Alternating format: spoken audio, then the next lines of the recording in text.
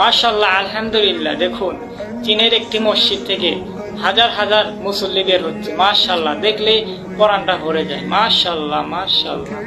যদি কোনো মুসলিম ঘরে এই সূরা নিয়মিত পাঠ করা হয় তবে সেই ঘরে কোনোদিন কোনো রিজিকের অভাব হবে না। যদি বান্দা নিয়মিত সময় পেলেই এই সূরাটি পাঠ করে তবে আল্লাহ তাআলা ওই ঘরে রিজিক এবং বরকত 70 গুণ বাড়িয়ে দেন। আর ওই বান্দার তৃতীয় প্রজন্ম পর্যন্ত রিজিক নিয়ে কোনো চিন্তা করতে হবে না। আল্লাহ তাআলা ওই পরিবারের রিজিক নিজে হাতে বন্টন করে দিবেন। হযরত মুহাম্মদ সাল্লাল্লাহু আলাইহি ওয়াসাল্লাম তার সকল উম্মতদের এই সূরাটি পড়ার জন্য বিশেষভাবে বলে গিয়েছেন, কেননা যেখানে আল্লাহ তাআলা নিজ হাতে রিজিক বন্টন করে দিবেন সেখানে আর কোনো কথাই থাকে না। প্রিয় দর্শক, আমাদের মধ্যে এমন অনেকে আছে যারা তাদের রিজিকের জন্য যে কোনো কাজই করে থাকে, কিন্তু সেই বান্দা যদি এই একটি সূরা নিয়মিত পাঠ করে তবে তাকে আর কোনোদিন রিজিকের জন্য চিন্তা করতে হবে না। তাই আজকের এই ভিডিওটি সম্পূর্ণ দেখবেন, কেননা সেই শক্তিশালী সূরাটি সম্পর্কে আজকে আমরা আপনাদের জানাতে চলেছি। এবং যত বেশি সম্ভব এই ভিডিওটি শেয়ার করে দিবেন, কারণ আপনার একটি শেয়ারে হয়তো আর একজনের রিজিকের উপর বরকত বেড়ে যাবে। আর সে যদি নিয়মিত এই সূরাটি পাঠ করে তবে সে যে সওয়াব পাবে তার অংশীদার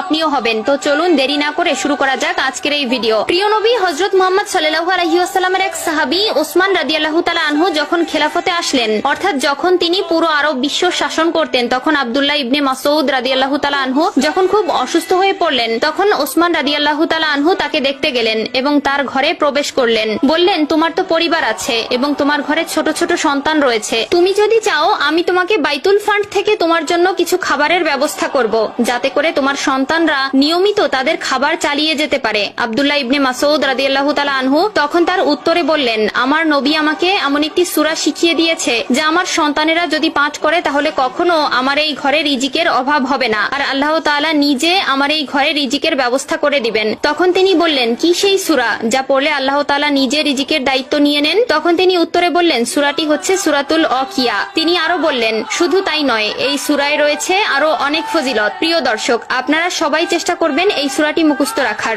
এবং নিয়ম করে প্রতিনিয়ত ফজরের নামাজ শেষ করে মোনাজাতে এই দোয়াটি বারবার পাঠ করার। সূরাতুল ওয়াকিয়া কোরআনের 56তম সূরা, যা মক্কায় অবতীর্ণ হয়েছে এবং এতে রয়েছে মোট 96টি আয়াত। আর এই সূরার অনেক ফজিলত হাদিস দ্বারা প্রমাণিত হয়েছে। চলুন জেনে আসি এই সূরার আরো কয়েকটি ফজিলত সম্পর্কে।